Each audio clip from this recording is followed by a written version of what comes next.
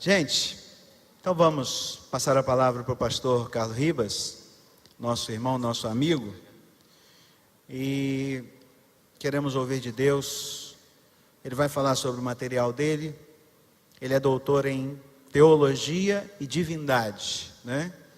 E tem nos ensinado algumas coisas muito interessantes, inclusive sobre teologia, nessa tarde, né?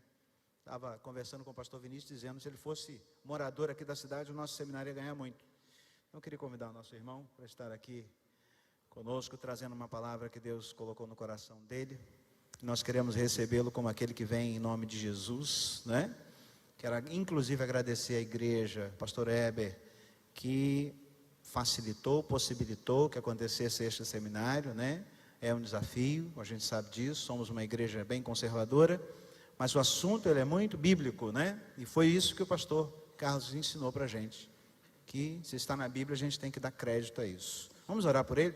Estenda sua mão para cá, fala com Deus, pedindo a Deus que o use para falar com você. Pai, em nome de Jesus, eis aqui teu servo, homem abençoado, que o Senhor trouxe lá do outro lado do Brasil, para estar conosco nesse tempo, nosso irmão, nosso amigo. Vamos um dia morar no céu juntos com ele, e ele conosco, e agora nesta irmandade queremos, ó Deus, reconhecê-lo como autoridade no nome de Jesus, e aquele que vem em nome do Senhor, que o Senhor o use para a tua glória, e que ele fale tanto do Senhor, que fiquemos muito mais apaixonados pelo Senhor a partir de hoje.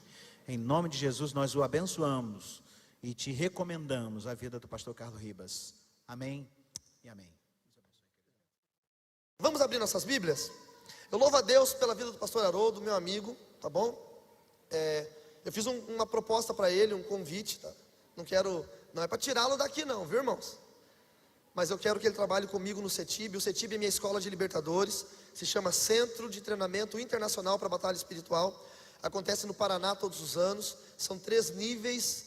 Esse ano agora em novembro, do dia 13 ao dia 17, tem o nível 1. Pessoas do Brasil todo vão para lá, pessoas da Europa, da América Latina, estudam com a gente. E nós temos aulas de cura interior, de psicologia aplicada, quebras de maldições, libertação, toda a área da batalha espiritual. É uma loucura, porque é muita aula, e eu tenho professores muito capacitados. E desde que eu conheci o pastor Haroldo, eu tenho orado por isso. Poxa, ele trabalha com os veredas antigas, ele tem experiência nessa área. Quem sabe eu não abro uma turma no CETIB a mais, para falar de família, de libertação na família. E eu sinto um chamado. Se o pastor Haroldo tiver, quando ele orar e Deus responder a ele, e ele falar que aceita, vai ser uma honra para mim ter mais um professor na minha equipe, tá bom? E ano que vem nós vamos fazer um CETIB aqui em Campos, e com certeza o pastor Haroldo já vai estar me ajudando, ministrando também, tá bom? Obrigado, viu, pastor Haroldo? Pastor Vinícius, uma graça conhecer esse menino aí. Os demais pastores, irmãos em Cristo, Deus os abençoe. Por favor, estejam sempre orando pelo meu ministério. Eu careço das orações de vocês, tá? Vamos lá, Mateus capítulo 28, verso 1. Livro de Mateus, capítulo 28, verso 1. Nós vamos ler algo que mudou a história da minha vida. Eu tenho certeza que quando nós lemos isso tem o poder de mudar a história da nossa vida. Hoje nós evangelizamos as pessoas da forma errada. E eu não vou contar para vocês como foi o satanismo para mim, porque não edifica a igreja. Para isso existe livro, o livro que eu escrevi fala tudo isso. Eu vou explicar como foi a minha conversão e como houve algumas coisas erradas por parte de algumas igrejas que tentaram me ganhar para Jesus e não conseguiram por causa disso. E talvez isso venha à sua mente, da forma correta de evangelizar, a forma correta de ganhar almas para Jesus. O Senhor está carecendo de pessoas valentes que queiram trabalhar na obra de evangelização, amém? Mateus 28, verso 1, todos acharam? Escute o que eu vou dizer. Bíblia é igual comida. Então quando você está comendo alguma coisa, é falta de educação você comer algo perto do seu irmão e não oferecer, concorda comigo? Então se você está com a Bíblia aí, tem alguém sem a Bíblia perto de você, é falta de educação você não oferecer a ele e falar: vem aqui que eu vou te dar uma mordida dessa. Mordida não, né? Um pedaço da palavra de Deus. Vamos ler, diz assim: depois do sábado, ou no texto que está na tela, no findar do sábado, tendo começado o primeiro dia da semana, Maria Madalena e a outra Maria foram ver o sepulcro. E eis que sobreveio um grande terremoto, pois um anjo do Senhor desceu dos céus, e chegando ao sepulcro, rolou a pedra da entrada e assentou-se sobre ela. Sua aparência era como um relâmpago e suas vestes eram brancas como a neve. Os guardas tremeram de medo e ficaram como mortos. O anjo disse às mulheres: não tenham medo, sei que vocês estão procurando Jesus, que foi crucificado. Ele não está aqui, ressuscitou, como tinha dito. Venham ver o lugar aonde ele jazia. Vão depressa e digam aos discípulos dele: ele ressuscitou dentre os mortos e está indo adiante de vocês para a Galileia. Lá vocês o verão. Notem que eu já os avisei. Até aqui. Feche seus olhos um momento, por favor. Deus, nós te glorificamos, nós te exaltamos, nós declaramos que o Senhor é o Deus da nossa salvação e que o sacrifício único de Jesus Cristo pôde transformar a nossa história. Meu Deus, eu te peço que nesta noite nós possamos chegar ao pleno conhecimento da salvação e do entendimento de como encontrarmos a salvação. Eu te peço, Pai, que desde agora, se aqui no nosso meio, as pessoas que nos ouvem, tanto os que estão aqui na igreja, quanto os que estão assistindo pela internet, ou por um DVD, por uma gravação, Pai, em nome de Jesus, que o Senhor já esteja trabalhando na mente, no intelecto, no coração, no espírito, na alma, nas emoções dessa pessoa que vai ouvir o que se tem a dizer a seguir, para que possam entender quão importante é entregar e confiar completamente a sua vida a Jesus Cristo. Senhor, eu peço que abram-se as portas da salvação, que por mais estreita que elas sejam, estejam abertas agora, para que entre uma igreja justa e santa. Pai, eu declaro no altar desta igreja a minha total, completa dependência do Senhor e do Espírito Santo de Deus. E declaro, Senhor, que sem Ti eu não posso sequer falar, mencionar o Seu nome ou ler a Sua palavra. Usa-me, Senhor, como ferramenta da Tua graça, do Teu reino, e para a honra e para a glória do Teu nome, Jesus. É no Seu nome que oramos. Amém e amém. Amém? Você pode aplaudir o Senhor um pouquinho?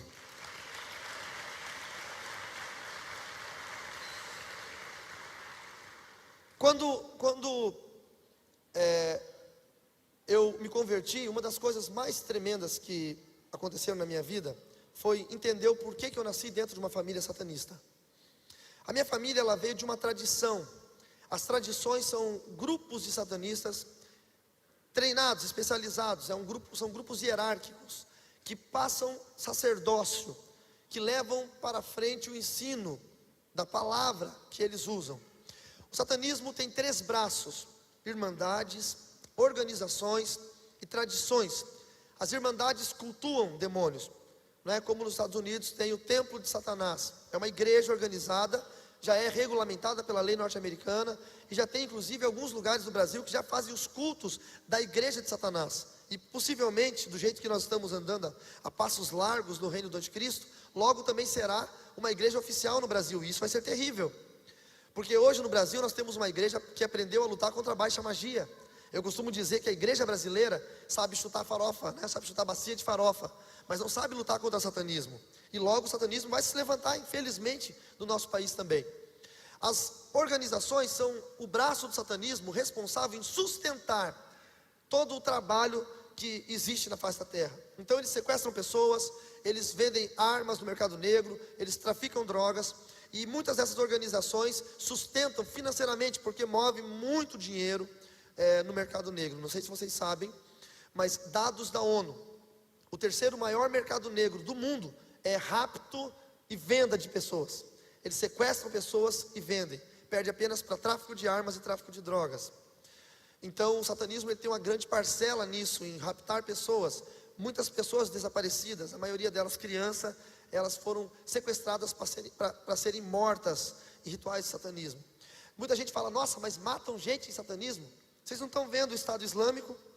Quantas pessoas eles estão matando, sacrificando? Crianças cristãs que eles estão decapitando. Vocês veem isso na internet, nos jornais. E para eles é normal, é honroso.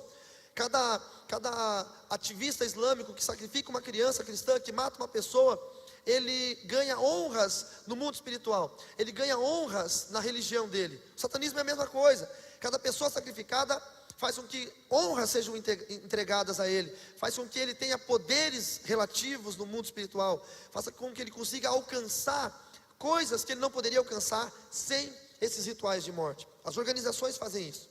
E as tradições são famílias, é por ordem hierárquica, que cuidam dos tratados mágicos, escritos por Salomão. Eu não sei se você sabe, mas no primeiro livro dos reis de Israel, no capítulo 11, no verso 1 até o verso 8, e aí alguns subsequentes, mostra a história de Salomão desviando-se dos caminhos do Senhor. Salomão foi aquele que pediu sabedoria a Deus, e ele recebeu sabedoria, honra, riqueza, recebeu o maior reino que havia na época. Ele foi o homem que construiu o templo de Salomão, e ele conquistou 1000 mulheres, 700 esposas, princesas e 300 concubinas. Ele contratou 2 grandes artífices para construir o templo de Salomão, Irã-Abif e Tubal-Caim.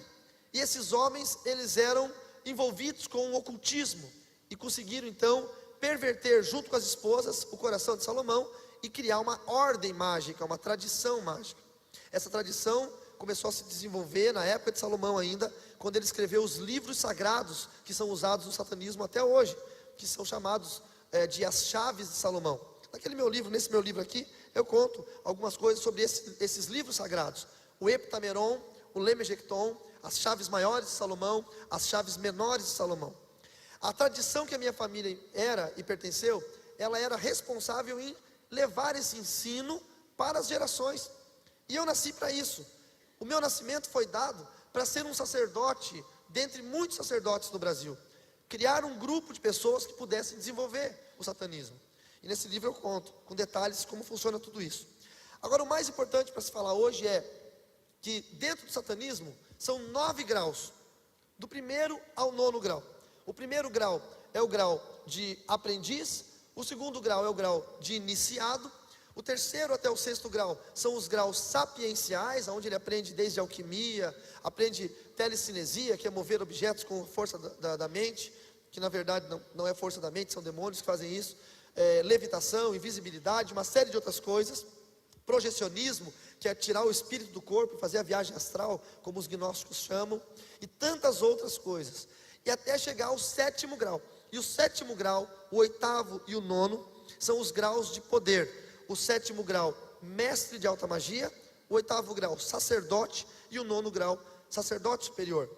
Eu cheguei ao 7º grau, e quando cheguei ao 7º grau, com apenas 16 anos de idade, eu tinha um avanço no mundo espiritual muito grande, devido aos demônios que o meu avô, que era sacerdote superior, havia deixado para mim. O meu avô, ele era um grande sacerdote e desenvolveu demônios muito fortes, muito competentes no reino das trevas. Só que o meu avô morreu, e os demônios dele ficaram para mim. Quando eu tinha ainda 5 anos de idade, ou 6, eu tinha crises, surtos de ira terríveis. Os surtos de ira eram tão grandes, que quando eu gritava, as janelas da minha casa quebravam. Nós morávamos numa casa muito pobre, porque minha mãe era uma pessoa que foi... meu pai foi muito rico, minha mãe também. E aí minha mãe começou a trair o meu pai. Então quando eu tinha 5 para 6 anos, a minha mãe fugiu de casa e deu abandono de lar. E aí perdeu o direito a todos os bens, ficou muito pobre. E abandonou também os filhos. Depois de um tempo ela teve que voltar até onde meu pai morava e nos sequestrou, porque ela tinha a obrigação de me manter, porque eu seria um sacerdote da tradição. O meu irmão mais velho foi morar com meu pai, e eu fiquei morando com a minha mãe. Então a história do satanismo na minha família perpetuou-se dessa forma. Meu avô ordenou a minha mãe que não se separasse de mim, porque eu deveria ser um sacerdote. Minha mãe ficou muito pobre ao ponto de não ter o que comer. Nós morávamos numa casa de madeira muito velha, e eram com janelas de vidro, e os estrados da janela, as armações eram de madeira, e quando eu surtava, os demônios faziam movimentações do ar dentro da casa, e a pressão do ar ficava tão forte, que as janelas abriam e quebravam todos os vidros. E isso mostrava para as pessoas, que aquela criança de 5, 6 anos, tinha poderes, que as outras pessoas não tinham. E aí eu comecei a ser chamado de iluminado, e muita gente vinha pedindo para que eu pudesse fazer previsões do futuro.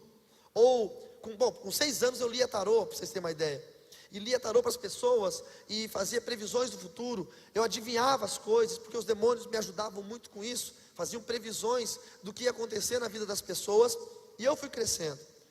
Mas quando eu cheguei aos 16 anos, e fui ordenado mestre de alta magia, começou a entrar na minha vida algo que eu jamais esperei que acontecesse. Começaram a entrar as mortes. Eu nunca fui uma pessoa ruim, Desde muito cedo eu fui muito estudioso. O pastor Haroldo falou do meu doutorado na Christian Bible College nos Estados Unidos. E hoje, para a graça do Senhor, porque Ele me instruiu nisso, Ele me capacitou, eu posso ser um doutor em teologia. Mas quando eu estava no satanismo, desde muito cedo, eu estudava muito, muito, muito. Com 14 anos eu já lia em latim. Com 7 anos eu já falava grego. Eu já cantava até num coral de grego na minha escola. Então eu sempre estudei muito, muito, muito, muito. E quando eu cheguei aos 16 anos, eu percebi que todo o meu estudo não ia valer para nada se eu não começasse a ingressar nas práticas terríveis que o satanismo exige das pessoas que chegam em altos níveis. Tem muita gente que se ilude com Wicca, com magia, com bruxinha, e acha, não, é bruxinha do bem, é magia do bem, e fica se iludindo com isso, porque nos primeiros estágios é muito, muito, muito bacana, as pessoas acham que é muito legal, é interessante, é instigante, poderes, mudar cor de objetos, mudar cor de olho, cor de cabelo, eles tinham poder de fazer isso. Mas quando chega nos estágios mais altos, mais elevados, começam as obrigações de que pessoas possam morrer, coisas terríveis. E eu era uma pessoa de coração bom, por eu nunca ter nascido numa igreja, por eu não ter feito um pacto com o diabo, como as pessoas querem fazer para ficar famoso, ter sucesso, eu nasci naquilo ali. Então para mim tudo aquilo ali era normal. Para vocês entenderem o porquê que eu li aquele texto, os satanistas dizem para as crianças que Jesus foi um usurpador, que ele tentou usurpar o trono de Satanás. Satanás não era chamado de Satanás, nós sabíamos que o nome dele era esse, mas era chamado de papai. Então as mães ensinam as crianças que esse tal de Jesus tentou roubar o trono de papai. Então papai o matou. E para provar que ele havia morrido, as nossas mães, a minha mãe e outras mães faziam isso, levavam as crianças nas igrejas, algumas igrejas que tem um crucifixo com a imagem de Jesus morto, lá sangrando, e apontavam para aquela imagem e diziam, quem é que está morto lá de pendurado naquele pedaço de pau? E nós dizíamos, Jesus. Então quem é que venceu? E aí nós então entendíamos, papai. E essa era a nossa verdade acerca de Jesus. Quando eles falavam sobre os cristãos, os crentes, que eles não chamam de crentes, eles chamam os do caminho, o nosso nome para eles é do caminho. Eles falavam, olha, você não vai andar com esse povo ele é fanático. É um povo que lê a Bíblia, mas a Bíblia é papel, papel aceita tudo. Nós mudamos muita coisa para que eles ficassem cativos naquilo ali. Então nós desprezávamos. Satanista ele não olha para o crente, porque ele despreza. O inferno é tão astuto, o Satanás é tão astuto, que ele não coloca crente como inimigo de satanista. Ele coloca crente como ralé, como povinho, para que nenhum satanista ouse ter contato com os crentes. Então nós não pensávamos assim, os crentes são um exército que nós devemos combater. Não, a gente nem pensava que eles existiam. Era um povinho, na minha mente, era um povo burro, pobre, ignorante, fanático, que não tinha nada, que não sabia nada. Então não valia a pena investir contra esse povo, porque era a melhor forma de nos manter distantes dos crentes, dos do caminho. E essa era a minha concepção da igreja. Até com 16 anos na minha formação, eu comecei a comandar os covens. Os covens são grupos de satanistas que estudam, é como se fossem as células. As igrejas hoje têm células, o satanismo copia muito o que faz na igreja. E cada coven tinha no máximo 13 pessoas. Aí fazia 2 covens, mais 13. A união de 13 covens, comandado por uma pessoa, era chamado de Assembleia Menor. A união de 13 assembleias, cada Assembleia Menor tem 13 covens, comandado por uma pessoa, era chamado de Assembleia Maior. 13 vezes 13. A união de 13 Assembleias Maiores, comandada pela mesma pessoa, era chamada de Assembleia Regional. Tudo isso dentro de um município. A união de 13 Assembleias Regionais, comandada por uma mesma pessoa, era chamada de Assembleia Municipal. E eu, com 17 anos de idade, 16 para 17, eu já tinha uma Assembleia Regional, ou seja, já comandava um número de satanistas na cidade de Cascavel, no oeste do Paraná, que cobria uma população de 100 mil pessoas. Então era muita coisa, era muito ensino, era muito trabalho, e cada vez mais cobranças. E o satanismo, ele investe numa arte da persuasão e da mentira, que é fenomenal. Como é que eles fazem? Eles contam uma mentira, aí a pessoa vai duvidar, porque é mentira. Aí ele cerca com um monte de verdades. Aí você vai e bate naquela mentira. Aí rebate numa verdade. Bate na mentira, desconfia, rebate numa verdade, rebate outra verdade, em outra, em outra, em outra. Tem tanta verdade ao redor de uma mentira, que daqui a pouco a mentira se torna verdade. Então é uma técnica que eles têm. E as pessoas vão caindo nessas mentiras e vão usando os artifícios do satanismo. Uma das coisas que o satanismo mais faz hoje no Brasil são assassinatos, porque é um assassinato limpo, só que é muito caro para se pagar. Então teve um caso que uma mulher muito rica queria que o marido morresse para ela ficar com o amante e com a herança. Como é que ela fez? Contratou o grupo de satanistas lá da cidade e pagou um valor muito caro, muito alto mesmo. Na época lá era mais de 100 mil reais, quando o real ainda valia, acho que um salário mínimo era 60 reais, era uma Ofir ainda, naquela época. Se eu não me engano era um Ofir, não era plano real ainda. E os demônios entram nas pessoas por legalidades, por pecados. O grupo satanista pegou uma mulher, que ela era extremamente sedutora, fez com que o marido daquela mulher que contratou caísse em adultério com ela, gerou uma legalidade. A Bíblia diz que o homem que se une à prostituta se torna um prostituto com ela. Automaticamente o homem que se une a uma feiticeira se torna um feiticeiro com ela. Então é como se fosse um vírus. A mulher aidética, que tem uma relação com um homem saudável, ela passa AIDS para aquele homem. E a mulher tem demônios transmitidos por relações sexuais, demônios chamados demônios do sexo, que atuam na área sexual, incubos, sucubos, que atuam nos sonhos sexuais, ou demônios da linha de Belfegor, são injetados na pessoa por essa ação de adultério, e aí a pessoa fica contaminada. A contaminação permite que um outro demônio, que possa comandar as atividades motoras dele, possam usar aquele homem, e aí aquele homem fica possuído, entra num carro, vai viajar numa estrada a 120, 130, 150 km por hora, de repente ele sai da estrada e joga debaixo de um caminhão e morre.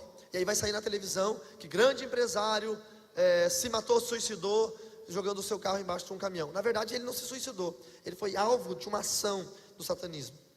Muitas outras ações acontecem, eu queria falar isso porque é interessante que os jovens saibam. Quando precisa se matar jovens para rituais de magia negra, eles fazem muito isso em festas. Cuidado com festas que vocês vão, porque eles embriagam os jovens e dão algum tipo de droga para os jovens, e eles ficam dopados. Levam até fazendas, sítios, onde tem essas casas que fazem esses rituais, e aí matam esses jovens. Como é que eles matam? Matam com corte cirúrgico, para poder tirar órgãos. É chato de falar isso, é feio, mas eu preciso que vocês saibam.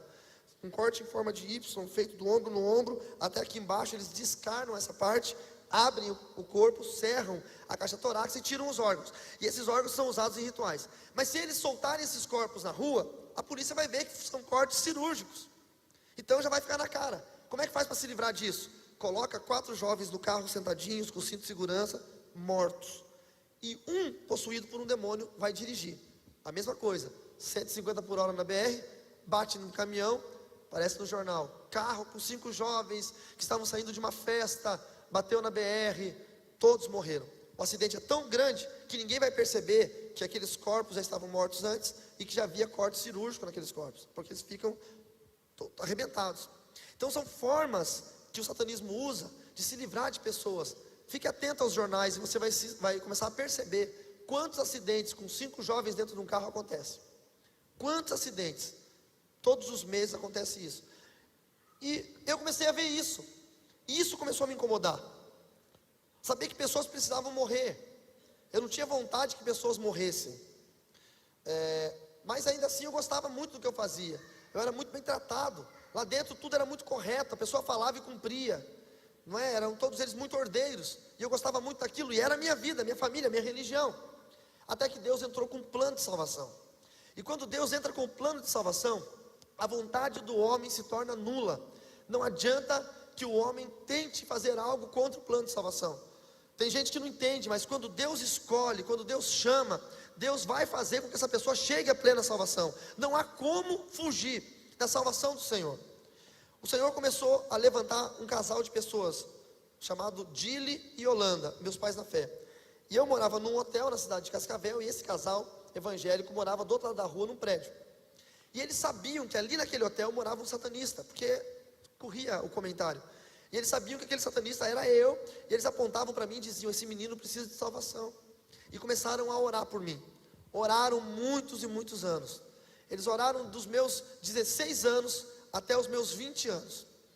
E nunca pararam para falar comigo, para dizer que estavam orando, nunca tentaram me questionar, ou como nós comumente fazemos, né?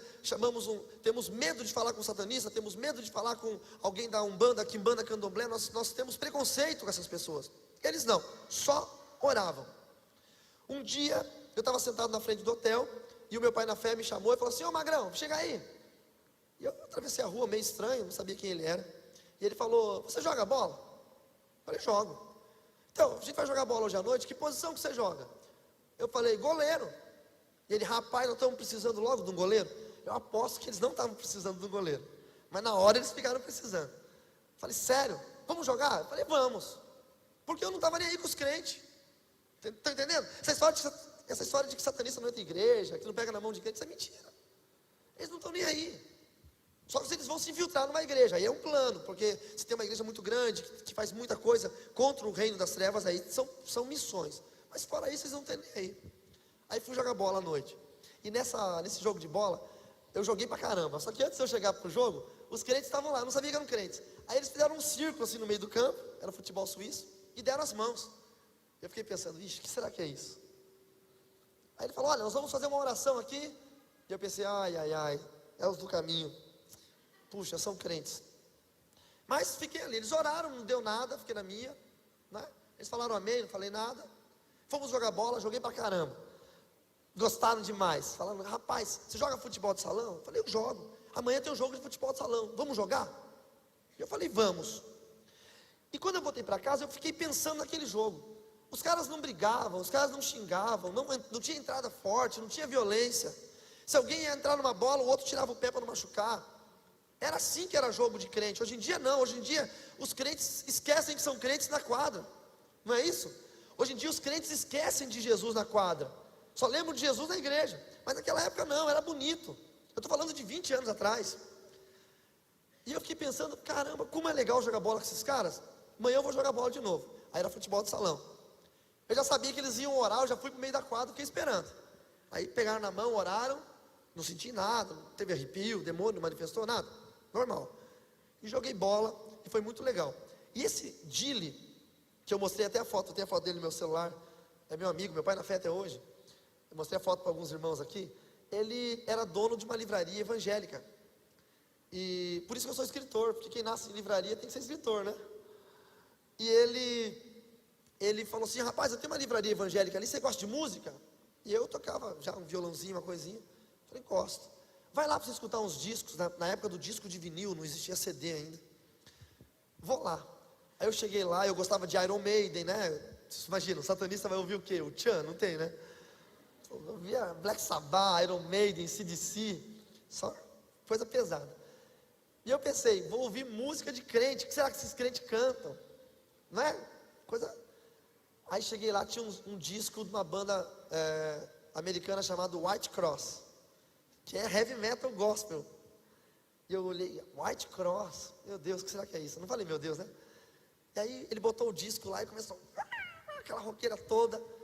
Eu falei: olha só isso, os crentes, quem diria?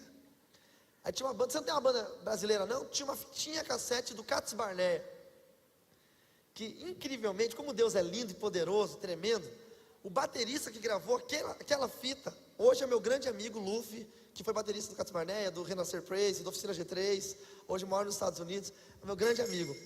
E aí, incrivelmente, está caindo tudo. Ai, você, né? Depois vocês falam: é inimigo nada, é o pastor ali, ó. E o pior é que ele não pode nem se justificar, porque ele operou a boca, não pode nem falar. E aí colocaram aquela música do Cats Barnea, e eu comecei a ouvir, e eu falei: caramba, os crentes não são tão ruins assim. Mas, nada de ler a Bíblia, nada de falar de Jesus, nada. O plano do Dili era muito bom. Ele falou: esse rapaz é muito inteligente, se eu der respostas prontas para ele, ele não vai aceitar. A pessoa muito estudiosa, muito inteligente, ele não pega respostas prontas, ele quer as suas próprias respostas. Então, o plano dele foi muito sutil, mas muito inteligente.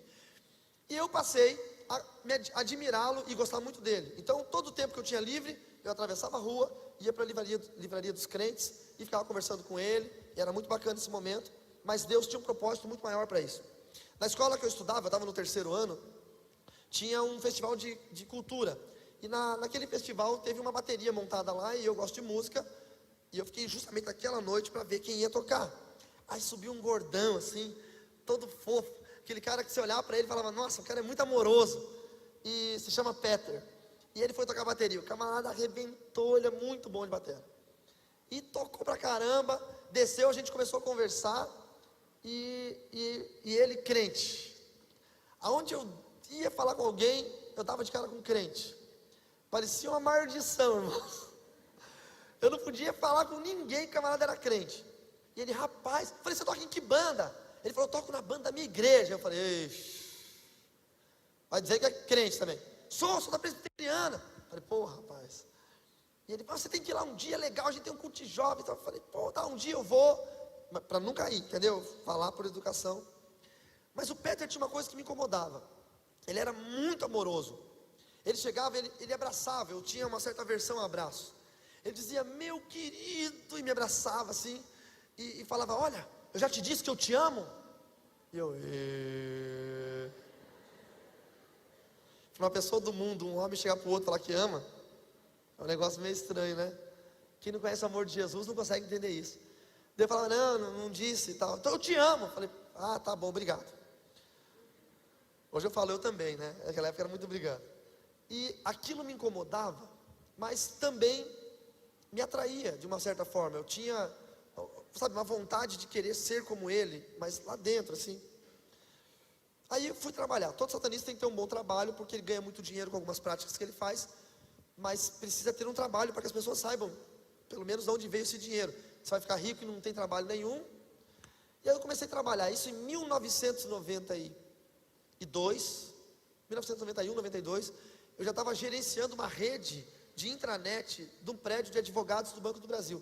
Eu não sabia nada, os próprios demônios me ensinaram como fazer aquilo, só para eu ter uma fachada de um trabalho.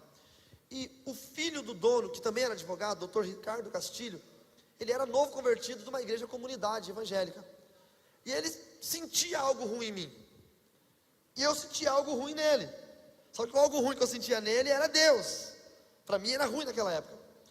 E um dia ele chegou para mim e falou assim, Carlos, você pode conversar comigo no meu escritório um pouquinho? Eu falei, sim, doutor, só um pouquinho. Aí subi lá, ele disse, senta aí, rapaz. Sentei, ele falou, o que você sabe sobre Jesus? Eu falei, olha, eu não sou muito religioso, eu sei pouco sobre Jesus. Jesus é aquele camarada que morreu na cruz e tal. E ele, então, eu quero dizer que eu entreguei minha vida a Jesus. E eu falei, olha, doutor, meus parabéns, que bom. E aqui dentro pensando, ai, como é que eu saio daqui? Esse cara vai querer me evangelizar. E ele, eu gostaria que você conhecesse a Jesus. Não, muito obrigado, já conheço, sei quem é Jesus, tal. Até passei esse dia atrás ali, eu vi ele lá, estava lá. E ele, não, você não entende, Jesus está... E ele queria me evangelizar de todo quanto é jeito, mas ele era aquele novo convertido, que queria pegar a Bíblia e socar a goela abaixo. Tem os novos convertidos assim, não tem? Que quer socar a Bíblia a goela abaixo, e aquilo afasta as pessoas. Ninguém quer ser julgado pela sua fé, ou, você é idólatra, você é isso, você é aquilo, ninguém quer ser julgado. E ele falou, olha, eu quero conversar mais com você depois, só que antes eu quero fazer uma oração por você, você deixa eu orar por você? Eu falei, claro, porque eu ia jogar bola, eu orava com os caras e não acontecia nada. Até eu pensei, é só mais uma oração. Aí ele falou, fica de pé aqui no meio da minha sala. Eu fiquei, ele fez todo um preparo. Aí ele botou a mão na minha cabeça, ele falou, Jesus! Irmãos, a hora que ele falou Jesus, me deu um gelo na barriga, mas um gelo. Ele falou, aqui está esse moço, e eu te peço, Jesus, pega ele agora, vem Espírito Santo. E, nossa, começou a me dar um mal-estar terrível. Começou a formigar minhas pernas, começou a gelar minhas pernas, começou a gelar, me deu uma ânsia de vômito e eu vomitei. E a hora que eu vomitei, ele deve ter pensado, é demônio, vamos expulsar. Porque os crentes ficam felizes, né? Quando alguém, se você orar e o cara começar a cambalear, é o troféu. E ele começou a orar e eu saí meio bravo, sim, pedindo as contas, não quero mais, fui para o banheiro, desesperado. Porque no satanismo nós aprendíamos que os crentes não eram nada, eram ninguém, eram um povinho. Que Satanás, que nós chamávamos de papai, era o todo-poderoso, onipresente, onisciente, onipotente. Que os demônios que nós tínhamos, eu tinha um demônio mensageiro chamado Stinotes, que eu conto sobre ele aqui nesse livro. Ele era tudo, ele sabia tudo, ele me direcionava, ele me levava, ele fazia. Como é que aquele crente novo convertido botou a mão na minha cabeça, eu passei mal, cheguei ao ponto de vomitar. Cheguei no hotel onde eu morava e chamei o demônio chamado Stinotes. E perguntei para ele: Stinotes, por que eu vomitei? E ele, né, filho de Satanás, pai da mentira: não, você foi o que você comeu hoje em dia, não tem nada a ver. Você comeu, passou mal, você ficou nervoso porque ele estava fazendo aquela oração. Aquilo ali não tem poder nenhum, aquilo ali não presta para nada. Você é povinho. É que você ficou nervoso, e quando você fica nervoso, dá isso aí mesmo, é normal. E eu, bobinho, acreditei. E continuei na minha crença de que eu estava no lugar certo. Mas eu comecei a gostar dos crentes. Eu não queria deixar de ser satanista. Eu não queria deixar de amar papai. Mas eu começava a gostar dos crentes. Eu queria ficar perto, amigo dos crentes. Aí na sala de aula, antes da sala de aula, no hotel onde eu morava, veio um hippie morar. Aqueles caras que fazem artesanato e vendem no calçadão, sabe como é que é? Faz pulseirinha. Camarada, crente. Ele fazia as pulseirinhas, vendia, aí separava um dinheirinho numa latinha. E eu olhava ele separando aquele dinheiro e falava: o que é isso aí, rapaz? Não, isso aqui é o meu dízimo. Dízimo? Que raio é esse? Tudo que eu ganho, eu separo 10% para o Senhor. Vai dizer que você é crente? Não, não diz isso. Sou crente em Jesus Cristo. Falei, meu Deus, não falei meu Deus, né? Eu devo ter falado, sei lá, qualquer coisa. Cercado por crente. E o Edson, ele orava por tudo. Por tudo. Ele ia comer um pastel, ele orava. E os satanistas são muito agressivos. Um ataca o outro, porque se eu mato um outro satanista, os demônios dele vêm para mim, são sujeitos a mim. É o princípio do desenho Pokémon, sabiam disso? Pokémon é isso, é satanismo puro. Você mata o monstro de bolso do outro, Pocket Monster, e os poderes vêm para você. E aí, ele foi comer um pastel numa pastelaria que nós estávamos, e ele pegou, levantou o pastel assim e falou: Senhor, eu consagro este pastel a Ti, em nome de Jesus, todo mal seja repreendido agora, amém. E eu fiquei olhando aquilo, e eu pensei aqui com meus botões: essa oração é boa para mim. Ele está repreendendo o mal. E eu falei para ele: o que é isso que você fez? Isso é uma oração de proteção. Veneno desse pastel, toda armadilha, amém. Eu falava, mas não acontecia nada. E aí no colégio entrou uma menina. E essa menina, ela era assim, de um estilo bem diferente. Ela era gótica, ela tinha um cabelão comprido, ela era designer de moda. E quando eu olhei aquela menina, eu falei: puxa vida, essa menina aí, eu vou levá-la para o meu coven. Eu tentava convencê-la a virar satanista de tudo quanto é jeito. E eu falava: olha, eu tenho papai, Satanás, e eu sirvo a ele. E ela dizia: ah, não, eu não creio nessas coisas, não fala comigo de demônio, de diabo, eu creio em Deus. E eu perguntava: mas que Deus que você crê? Eu creio em Jesus. E eu ficava louco: o Jesus, aquele que morreu, aquele que Satanás matou, você crê num Deus que morreu, que está morto? E ela dizia: olha, eu não sei explicar muito bem, mas só sei que eu creio, e eu creio em Jesus. Mas Satanás é muito mais poderoso. Meu Deus é poderoso, o teu não é nada. Eu falava isso para ela. Teu Deus fez nada. O que teu Deus fez? Não fez nada. O meu criou céus e terra. O meu é onisciente, onipotente. Porque Satanás é craque em roubar a glória de Deus. Então tudo que Deus fez, ele rouba. E ela não sabia, ela era aquelas crentes sem muita informação, não sabia o que falar. E eu fazia prodígios para ela, muitas capacidades alquímicas de mudar formato de coisas, mudar cor de coisa. Eu fazia ela. E ela falava: não, você deve ser truque de mágica, eu não acredito nisso. Muita coisa eu fazia e ela não acreditava. E como eu tinha a capacidade muito boa de tirar o espírito do corpo e fazer o projecionismo, e eu fazia isso direto, eu ia de Cascavel até a União da Vitória, no Paraná, e falava com a minha mãe. Eu e minha mãe falávamos no mundo do espírito. Era muito comum fazer isso. Então eu disse para ela: posso fazer um desafio? Você vai na sua casa hoje e tranca a sua casa, janela, porta, para você não dizer que fui eu que entrei. E se eu for em espírito lá, junto com um demônio que é meu mensageiro, e eu escrever um bilhete para você e assinar com minha assinatura, você vai acreditar que eu sou satanista? Ela falou: se você fizer isso, eu vou ter que acreditar. E se eu fizer isso, amanhã você vai no coven que eu tenho, no grupo de satanistas? Se você fizer isso, amanhã eu vou no grupo de satanistas com você. Está no papo. Eu fazia todo dia isso. Aí de noite o Stinotes veio, nós saímos e fomos andando pela avenida. Chegamos num certo lugar, e quando nós descemos assim, no meio de uma descida na rua que ia para a casa dela, tinha uma coisa parada no meio da rua. Era uma coisa, irmãos. Não tinha braço, não tinha perna, não tinha asa, não tinha nada. Mas era como se fosse uma presença. Alto. Bota aí uns 3,5 metros, 4 metros, não sei. E nós travamos. Eu e o demônio Stinots. Sabe quando você sonha que você está fugindo e não consegue sair do lugar? Foi essa a sensação. Aí eu olhei para o demônio e falei, o que é aquilo lá? E o demônio disse, aquele é um anjo do Senhor. O demônio teve que dizer um anjo do Senhor. Porque o nome de Jesus, ele tem que ser confessado nos céus, na terra e até debaixo da terra. O nome de Jesus tem que ser confessado, toda língua tem que confessar e todo joelho tem que ser dobrado. E aí eu falei para ele, então faz alguma coisa, tira ele de lá, que eu tenho que passar na casa da menina, vamos logo. E ele olhou para mim e falou, com esse aí eu não posso não, vai você, e desapareceu. Os demônios fazem isso, eles te usam até onde eles querem, quando eles não podem, eles abandonam a pessoa. Quanta gente foi abandonada aí no mundo, para morrer, mas foi usado pelos demônios até quando não puderam mais. O demônio fez um gesto para mim que eu não pude entender se era mão, como é que era, porque era muito espiritual, não dava para entender. E eu fui atraído até ele.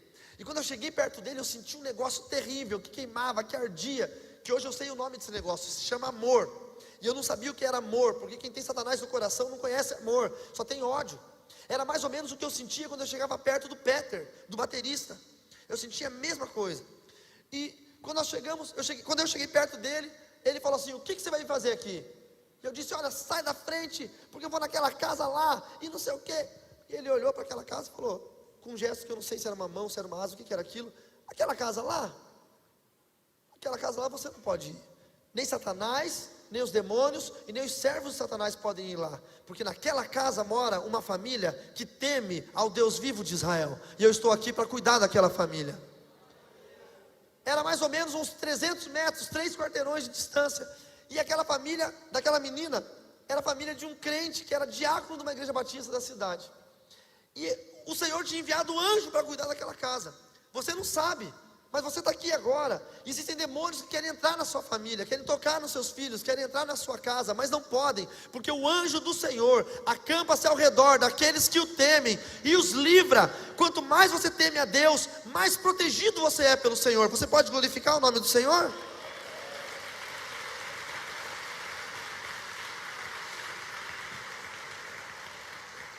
Aquele anjo, ele disse, olha, Satanás está te enganando, Jesus Cristo morreu por você, quem dera se ele tivesse morrido por mim.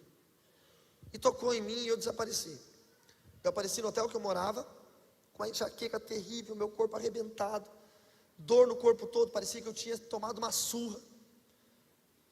No dia seguinte não fui para aula, era uma quarta-feira. Na quinta, na sexta não fui para aula. Sábado e domingo não fui para aula. Segunda, terça e quarta não fui para aula da outra semana. Na quinta-feira da outra semana eu fui para aula. Eu pensei, a menina deve ter esquecido já. Faz mais de uma semana. Mulher não esquece nunca. Você pode estar 20 anos casado com a tua mulher. Se você fez alguma coisa errada no primeiro dia de casamento, ela vai te cobrar até hoje, ela vai lembrar. Eu cheguei no colégio, aquele negócio de aluno, toda aquela correria. E eu entrei no corredor do colégio, e a minha sala era bem do lado direito de quando entrava, do lado da portinha à esquerda. Cheio de alunos. A garota estava na porta da sala, olhando para a entrada. Ela ficou todos os dias olhando, ela ficou me esperando. Ela queria ver o dia que eu ia voltar, porque eu não tinha conseguido. Eu não vi, eu não pude ouvir o que ela falou, eu só fiz leitura labial. E ela deu um sorriso e falou assim, você não conseguiu. Eu fiquei possuído. Eu não lembro de ter andado até ela. Eu só voltei a minha lucidez quando estavam me tirando de cima dela. Eu tinha agarrado ela pelo pescoço, estava arrastando ela na parede, gritando, feito um louco, dizendo que ela ia me matar, porque mandou um anjo, desesperado. Eu surtei. Aí me tiraram de lá, me levaram para a coordenadoria, me deram um chá de alguma coisa e me mandaram embora. Mas eu não conseguia andar, porque eu estava com muita adrenalina no corpo. Então eu sentei no meio fio e fiquei ali com meus cotovelos nos meus joelhos e as minhas 2 mãos no meu rosto, e fiquei ali pensando o que é que estava acontecendo. Por que é que eu não podia chegar na casa de uma menina que não sabia nem por que Jesus tinha morrido por ela? Se Satanás era tão poderoso, se ele tinha tanto poder, se ele era papai, se ele era criador da terra, se ele tinha matado Jesus, por que é que ela tinha um anjo, que o meu demônio, que eu achava que era o mais poderoso que existia, sequer podia passar por ele? Então tudo tudo aquilo estava me consumindo. O fato do anjo ter dito, Jesus morreu por você, eu não sabia que era pela humanidade, eu achava que era por mim. E tudo aquilo começou a ser muito difícil de entender, de digerir. Passou as 4 aulas do período noturno, terminou a aula, e eu senti a presença de alguém sentado do meu lado. E eu não abri os olhos. Sabe quando você sente que tem alguém perto de você? Aí passou uma meia horinha, eu abri os olhos e vi um par de pezinhos do meu lado. Era essa menina. Ela ficou meia hora sentada do meu lado. Eu tinha tentado matá-la. E ela ficou meia hora sentada do meu lado sem abrir a boca. Eu olhei para ela e falei, você não vai dizer nada não? E ela estava com o pescoço ainda com marcas arroxeadas. Ela deu um sorriso bem grande. Por isso que eu gosto de ser feliz dentro da igreja. Mesmo que a tua vida esteja toda arrebentada, quando você entrar na igreja, sorria em nome de Jesus. Ela deu um sorriso que só nós crentes sabemos dar. Ela disse, só vim dizer uma coisa para você. O meu Deus é mais poderoso do que o teu.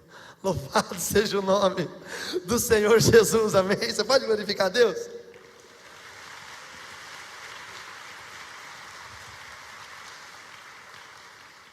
No dia seguinte eu fui na livraria do Dili. Cheguei para o Dili e falei, Dili, você pode me contar uma coisa? Por que Jesus morreu por mim? E o Dili, muito inteligente, muito sábio. Não posso falar nada não, você acha que eu vou ficar perdendo meu tempo com você? Pegou um livretinho chamado 4 Leis Espirituais. Vocês conhecem esse livretinho? Um livretinho amarelinho. Quem conhece o 4 Leis Espirituais? Conhece? Não? É um livretinho assim, ó. Tem um trenzinho, Jesus está na máquina e nós nos vagões. Tem um trono, Jesus no trono, nós fora. E ele pegou e jogou aquele livretinho no meu peito e falou assim, ó, lê isso aqui. Eu li aquele negócio, não entendi nada, mas ainda aquilo ficou no meu coração. O Peter me chamou para ir na igreja dele. E quando o Peter me chamou para ir na igreja dele, eu topei. Falei, vamos lá. Só que eu fui, todo né, calça jeans rasgada, camiseta preta de banda de rock, um boné. E teve um culto, e o pastor começou a pregar sobre a ressurreição de Cristo. Ele pregou sobre a salvação, sobre a morte e sobre a ressurreição. E durante todo o culto eu sentei lá atrás. Enquanto o pastor estava falando, eu não conseguia entender o que ele falava. Ele falava coisas e os demônios tentavam distorcer o que o pastor falava. Então a voz dele parecia que vinha e voltava, e vinham vozes no meio, e havia uma interferência muito grande. Por isso que muita gente vai na igreja e parece que tem um surto, não consegue entender o que está sendo pregado. Começou aquela interferência terrível. E eu tentava forçar para ouvir o que ele estava falando, porque eu entendi que ele estava falando sobre a morte de Jesus, e aquilo muito me interessava. Eu queria saber o que tinha acontecido. E eu não conseguia, os demônios vinham e gritavam, passavam na minha frente. Foi terrível, eu não conseguia entender. Até que ele entrou no texto que nós lemos, de Mateus 28, e começou a ler. Depois do sábado, tendo começado o primeiro dia da semana, Maria Madalena e a outra Maria foram ver o sepulcro. E nesse momento, eu fiquei desesperado. Eu já tinha levantado, ido lá fora, tomado água, respirado. Eu estava ficando louco dentro da igreja, eu não conseguia entender. Mas nesse momento, eu cometi um ato que para mim foi uma loucura, mas eu queria ouvir. E eu comecei a invocar demônios dentro da igreja. Invoquei demônios. E eu falei, venham todos vocês e me cerquem, e cerquem aquele pastor lá. Eu preciso ouvir o que ele está falando. Só que não adiantava, os demônios não iam me obedecer naquela hora. Porque eles não queriam que eu ouvisse sobre a ressurreição. Porque quando você conhece a verdade te liberta. Por isso que as pessoas falam, a minha avó, minha avó era católica e virou crente porque começou a ler a Bíblia. Você leu a Bíblia, você se converte. Não tem erro. E aí os demônios, ao invés de cercarem a mim e ao pastor, de fazer um canal para eu entender o que ele estava falando, eles começaram a me cercar e impedir que eu pudesse ouvir o pastor. E eu fiz tanta força, que eu cheguei a ficar com enxaqueca, para tentar ouvir o que aquele pastor estava falando. E eu ouvi isso aqui. E eis que sobreveio um grande terremoto, pois um anjo do Senhor desceu dos céus, e chegando ao sepulcro, rolou a pedra da entrada e sentou-se sobre a pedra. Sua aparência era como um relâmpago, e suas vestes eram brancas como a neve. Quando ele falou aparência como um relâmpago, eu disse, é o anjo da menina, que tinha uma aparência como um relâmpago. Não tinha braço, perna, nem asa, a aparência dele era essa. E aí que a minha atenção ficou mais focada. E o verso 4 dizia, os guardas tremeram de medo e ficaram como mortos. E eu fiquei como morto quando eu vi aquele anjo. Eu não podia me mexer. Então aquele texto falava comigo. E aí o verso seguinte: o anjo disse às mulheres: não tenham medo, sei que vocês estão procurando Jesus, que foi crucificado. Ele não está aqui, ressuscitou como tinha dito, venham ver o lugar aonde ele jazia. E eu pensei, nossa, o anjo que falou comigo, dialogou comigo, também dialogou com essas mulheres, então é possível, então era verdade, não foi coisa da minha cabeça. E quando o pastor fez um apelo e disse: vocês que ouviram essa palavra, venham aqui para frente, para entregar suas vidas a Jesus e não sei o que. Eu não vi, queridos, a hora que eu saí do último banco, e estava parado bem na frente, mas eu fui para frente. Só que a hora que eu fui para frente, os demônios que eu tinha invocado, para tentar me cercar, para eu poder ouvir a voz do pastor, começaram a trabalhar. Aí um grupo de obreiros me cercou, e começaram a orar. Os obreiros estavam orando coisas bonitas, tipo: Senhor, liberte esse menino, né, faz uma obra na vida dele, coisas bacanas. Mas os demônios que estavam ao meu redor começaram a inverter as palavras, e eu entendia os obreiros falando: o que esse desgraçado está fazendo aqui? Seu maldito, você não é digno, quem é você para estar aqui? Vai embora, nós te odiamos, você não merece, você não é nada. E os obreiros, eu abri o olho, olhava para os obreiros, e eu via eles com caras de ódio, apontando o dedo para mim, só que eles não estavam fazendo isso. E aquilo me deixou tão desesperado que eu saí daquela igreja desejoso de nunca mais entrar dentro de uma igreja evangélica de novo. Nunca mais. Mas o Senhor não desistiu, porque o Senhor não desiste de nós. Nós desistimos do Senhor, mas Ele não. Ele não desiste da gente. E a promessa estava contida em tudo isso. Deus tinha uma promessa para a minha vida. Então eu comecei a conversar mais com o Edson, e o Edson começou a me mostrar algumas coisas do mundo espiritual. A garota, nossa amiga, me convidou para ir num culto na igreja dela, na igreja batista. E eu estava desesperado, não queria mais ir em culto, mas o Edson me convenceu tanto, falou: vamos lá, meu irmão.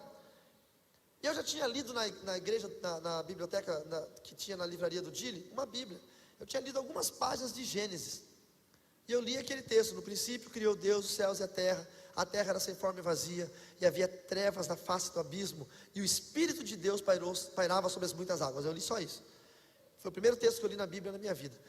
E eu olhei aquele texto e falei: nossa, que tremendo, porque eu imaginei o Espírito de Deus como se fosse um negócio gigantesco em cima do oceano, assim. Foi um negócio tremendo. E eu já estava começando a gostar disso, a achar bacana. Só que começou a chover no dia de ir no culto, que era um culto de jovens no sábado. E eu, como todo não convertido, qualquer coisinha te impede de ir à igreja. Qualquer coisinha, chuva te impede. E eu disse para o meu amigo Edson: olha, eu não vou porque está chovendo. E o Edson falou: se você crê, você vai ver a glória de Deus. Nós vamos ir de a pé, 2,5 km até a igreja, e não vai cair uma gota de chuva na sua cabeça. E eu falei: vamos ver então. Saí do hotel e pisei na calçada, duvidando, desdenhando. Quando eu pisei na calçada, parou de chover. Na hora, foi instantâneo. Nós andamos 2,5 km e não caiu uma gota de chuva. Quando eu entrei na igreja batista da minha amiga, começou a chover. Eu olhei para fora, não acreditei. Falei: que é isso? Aí eu cheguei, ela me recebeu muito bem, recebeu o Edson muito bem, chamou o líder de jovens. O líder de jovens falou: vocês são visitantes? É a primeira vez? É. Ah, que bom, hein? Parabéns, ganhou 10 pontos. Era uma gincana, ela ganhava 10 pontos. Ela ganhava 5 pontos por cada visitante. Ela levou 2, ganhou 10 pontos. Eu já olhei pro cara e falei: crente interesseiro do caramba. Eu todo feliz achando que eu era especial para ela, ela querendo ganhar ponto na gincana dos jovens. Aí ela falou: você já leu a Bíblia alguma vez? E eu falei o texto que eu já tinha lido. E ela saiu correndo, correu no grupo de louvor e falou alguma coisa, cochichou para eles. E no início do culto, o grupo de louvor começou a cantar aquela música muito antiga: nosso Deus é soberano. Quem lembra? Ele reina antes da fundação do mundo. Aí tem aquela parte da Bíblia: a terra era sem forma e vazia. E eu achei tão bacana os crentes fazerem isso. Falei: eles não precisavam fazer isso. Eu falei que eu li esse texto, eles estão cantando uma canção com o texto que eu li, não precisava disso. É que esse amor constrange as pessoas que não entendem. Só que eu estava tudo bem, estava tudo muito bom. Eu acho que eu ia virar crente naquele dia. Estava tudo perfeito. De repente eu senti um negócio muito ruim vindo das minhas costas. Quando eu olhei para o corredor da igreja, só tinha um corredor na igreja. Tinha um demônio usado no satanismo para retaliação. parado lá atrás, na porta da igreja, no corredor. A porta era lateral, lá atrás. Aí eu me assustei e perguntei para ela: demônios podem entrar na igreja? E ela falou: por quê? Você está vendo algum aqui? O medo dela, né? Quase que eu falei para ela: os 10 pontos deram legalidade para esse demônio entrar. Os teus 10 pontos aí, ó, agora se vira com ele. Eu falei: sim, eu estou vendo lá atrás, perto daquela folhagem. Ela olhou, não viu nada. Quando eu virei para o lado, o Edson estava sentado em outro banco. O Stinotus, aquele meu demônio pessoal, o mensageiro, apareceu do meu lado e me xingou de tudo quanto é nome. Ó, agora você está andando com eles também, está ficando louco, já está fazendo amizade com os do caminho, está jogando bola com eles, agora está vindo de igreja, você é maluco? Vamos embora agora. E aquilo me revoltou tanto, porque eu queria ficar ali. Sabe aquele dia que eu queria ficar na igreja, eu queria ouvir o que o pastor ia falar. Eu estava ansioso para ouvir. E ele me obrigou a sair da igreja. E quando o demônio me obrigou a sair da igreja, ele foi me destratando, me xingando da igreja até no hotel. E eu fui chorando da igreja até no hotel, andando de raiva, porque eu queria ficar na igreja. Só que eu estava num momento da minha vida que eu não queria deixar de ser satanista, mas eu queria começar a ir na igreja. E era uma coisa incompatível, mas eu não entendia que era incompatível. Eu comecei a achar legal. Não sei se você está vindo aqui hoje pela primeira vez, mas não é legal? Pô, igreja é um troço muito maneiro, muito bacana, ambiente de igreja é muito bacana. E eu comecei a gostar tanto disso, e comecei a buscar em Deus. No dia seguinte, eu voltei para a livraria do Dili. Eu falei: Dili, me fala da ressurreição, eu quero saber da ressurreição. E ele falou: olha, eu vou te falar, mas eu preciso que você tome alguns cuidados. Por quê? Porque a hora que eu te falar, Satanás vai querer te matar, porque você vai conhecer a verdade, e a verdade vai ter que te libertar. E ele leu João 8,32 e João 8,36.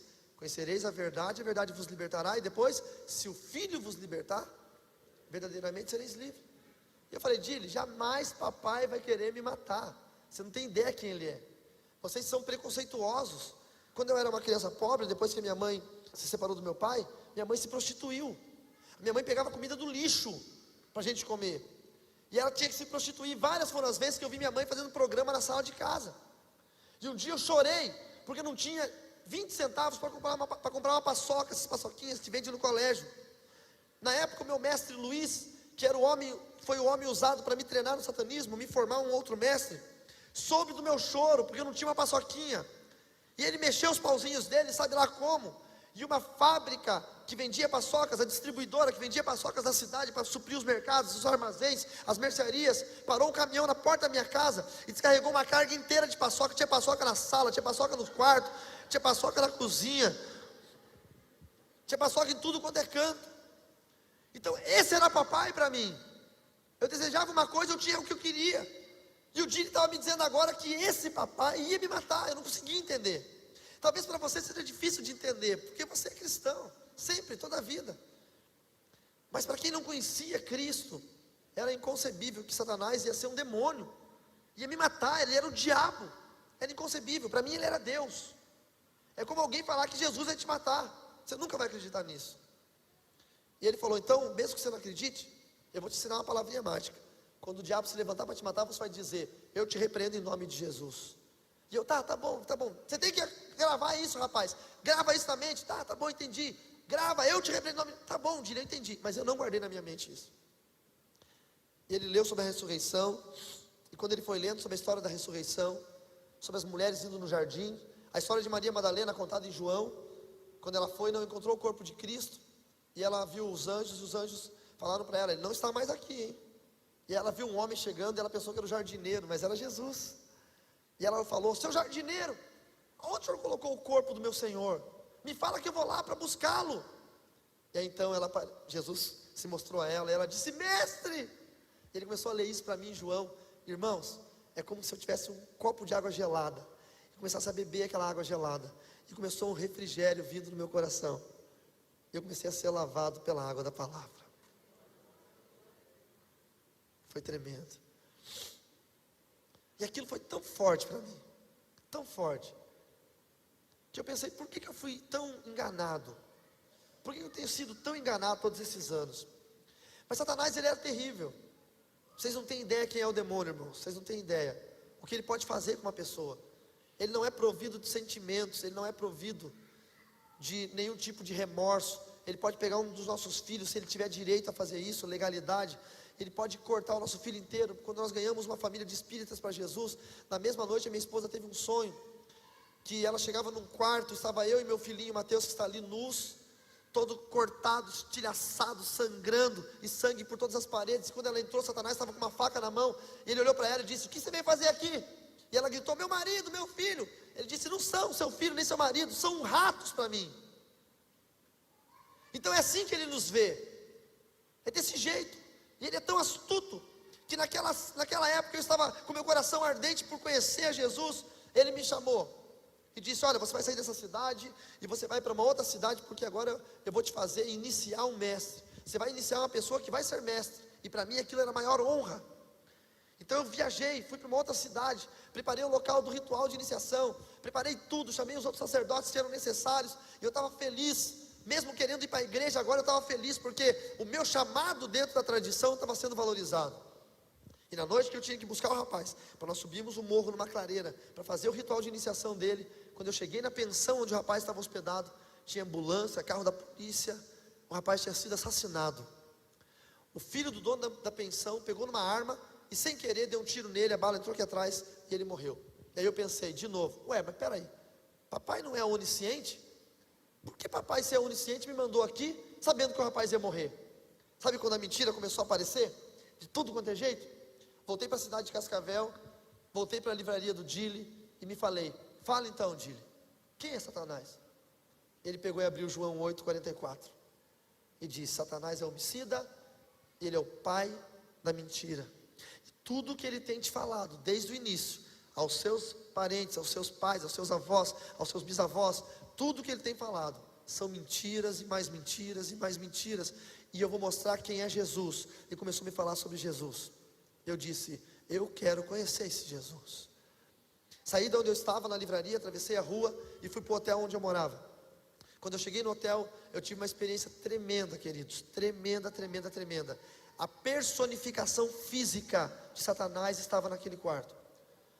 Eu nunca vou me esquecer. O corpo dele normal com o nosso, igual, bem vestido, com uma roupa normal, mas os olhos inteiramente negros, tanto a parte da bolinha do olho quanto aquela parte branca, inteiramente negros. E hoje eu vejo pessoas na internet que estão injetando tinta nessa parte branca do olho, para ficar com o olho todo negro. Eles ficam igualzinho à personificação física, a materialização de Satanás, igualzinhos. E quando eu vi ele, para mim deveria ser uma honra, porque papai não aparecia para qualquer um. Mas quando eu vi, eu me assustei. Por quê? Porque o meu coração já estava no Senhor. Eu só não tinha aceitado Jesus ainda, mas eu já estava pronto para sair. E ele me perguntou o que é que eu estava fazendo. Eu disse que eu não queria mais ser sacerdote, que eu queria desistir. Eu não queria ser crente, eu só não queria mais ser sacerdote, porque muita coisa ruim estava acontecendo. Pessoas tinham que morrer, coisas tinham que acontecer que eu não concordava, eu não queria mais.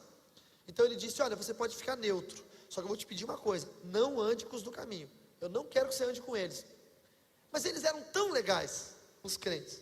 Eu dizia: olha, eu quero andar com eles porque eles são muito legais. Não vá nas igrejas. Eu quero ir na igreja. Você não pode ir. E aí, eu sempre fui um cara impetuoso. Eu comecei a debater. Eu comecei a dizer: mas peraí, por que o William morreu? Por que eu fui lá para iniciar um cara que morreu? Você não sabia que ele ia morrer? Por que o anjo não permitiu que os títulos passassem? Por que o Peter tem um amor tão grande? Por que as coisas... Comecei a debater com ele. E Satanás não bate boca com ninguém. Se você interpela ele, a primeira coisa que ele faz é ordenar a sua morte. Então ele disse, de uma forma muito agressiva: você duvida de mim? Então agora você vai ver quem eu sou de verdade. E a aparência que era bonita, aquela aparência humana, que era a aparência que para mim era a aparência do meu pai espiritual, do meu Deus, se transformou numa aparência horrenda, demoníaca, terrível. E ele deu uma ordem ao Estínotos, que era o demônio que habitava em mim, para me matar. E naquele momento eu comecei a sentir uma dor muito grande aqui na boca do estômago, uma cólica terrível, uma falta de ar, como se alguém estivesse apertando os meus pulmões, e gosto de sangue na boca. E quando o gosto de sangue veio à boca, eu percebi que eu iria morrer, que ele estava apertando meu coração, os meus pulmões, se alguma coisa ia acontecer. E naquela hora eu deveria falar o que o Dili tinha falado, mas eu não prestei atenção no que o Dili tinha falado. Aí eu não conseguia lembrar qual era a frase.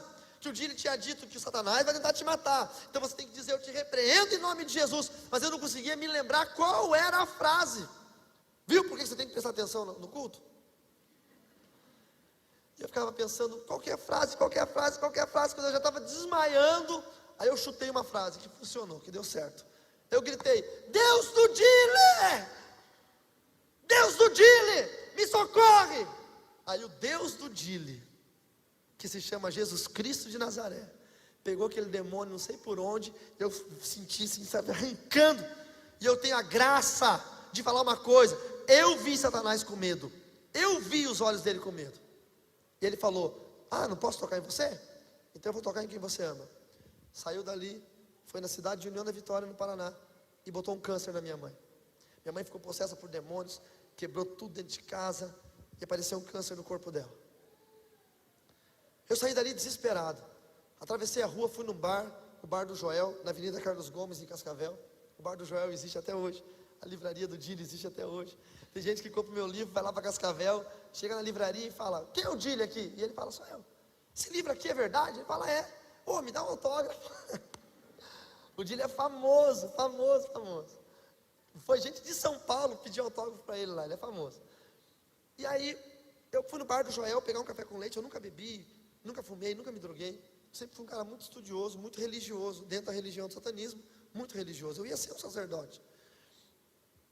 A hora que eu peguei um copo de café, eu estava tremendo de nervoso, e eu derrubei café com leite na minha mão. Então eu saí dali, fui no balcão, lavei a mão, voltei, e quando eu fui pegar o copo andou. Telecinesia. Essa telecinesia não fui eu, não havia sido eu que tinha feito. Então eu pensei: tem alguma coisa errada, eu não fiz isso. E nessa hora eu escutei, irmãos. Da mesma forma que minha esposa escutou quando nós começamos a namorar, Satanás foi até minha esposa e disse: você não vai casar com ele porque ele é meu. Eu já era convertido já, há vários anos, e ainda assim Satanás não queria que ninguém casasse comigo. Se deu mal, peguei a menina mais bonita da cidade para casar. E aí, eu escutei a voz de Satanás dizendo: aqui,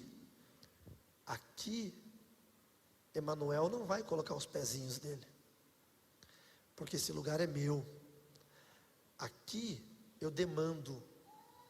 Lá tinha prostituição, droga, bebida. Aqui, ele não vai pisar os pezinhos santos e limpos dele nessa imundícia. Aqui você é meu. Naquele mesmo momento, eu escutei uma voz vindo do alto. E quando eu digo para os irmãos que estudaram comigo esses 3 dias, eu falo que eu ouvi a Deus, as pessoas perguntam: como é que você ouve a Deus? Irmãos, só quem ouve sabe quando ouve. Não era uma voz forte nem fraca, nem feia nem bonita, nem de homem nem de mulher. Era só a voz de Deus. E a voz de Deus disse: eu desço até o inferno, se for preciso, para tirar um dos meus. E naquele momento eu senti a presença do Senhor de uma maneira que eu nunca senti na minha vida, tomando meu corpo, puxando pela blusa, me levando até a porta do bar e me fazendo correr em direção à livraria do Dile. Era 4 horas da tarde, dia 12 de julho de 1993, sexta-feira. Começou a chover, terrível. Eu saí correndo até a livraria do Dile, e quando eu entrei, veio um vendaval, irmãos, apagou a luz do quarteirão inteiro e levou galho, folha, tudo para dentro da livraria. O Dile, que é pequenininho assim, ele abriu os olhões e ele disse: o que está acontecendo? E eu falei desesperado: Dile, me socorre que eu vou morrer. E ele disse: entra lá para o fundo. E eu fiquei numa salinha, e ele ligou para o Nelson. Nelson foi o pastor da minha conversão. O Nelson, ele era um presbítero da igreja, ainda não era ordenado pastor, depois foi o pastor que nos casou. E ele tinha uma variante verde, de 2 carburador, terrível aquela variante, fumava e bebia a variante, tão ruim que era. E ligou para o Nelson veio voando com aquela variante. Quando ele estava quase chegando, chegou o meu mestre de taekwondo. Eu sou faixa preta de taekwondo e de hapkido, uma outra arte marcial. Mas naquela época eu era faixa azul, faltava ainda ponta vermelha, ponta preta e preta. E chegou o meu mestre, que é meu amigo até hoje. No aniversário de 10 anos da minha igreja, o meu mestre esteve lá comigo, hoje casado com uma mulher crente, ele vai à igreja também. E ele chegou e falou: olha, você precisa ir lá dar aula no Sesc agora, porque eu vou sair. Tadinho, o inimigo usou quem eu confiava para tentar me tirar dali. E eu estava num momento de decisão na minha vida, era a hora da decisão. E eu falei: não, eu tenho que ficar. Ele disse: olha, se você não sair daqui agora, você nunca vai ser faixa preta, você precisa sair. E eu falei: tá bom, então eu vou lá. Olhei para o meu pai na fé, para o Dile: Dilão, eu vou indo, outra hora eu volto.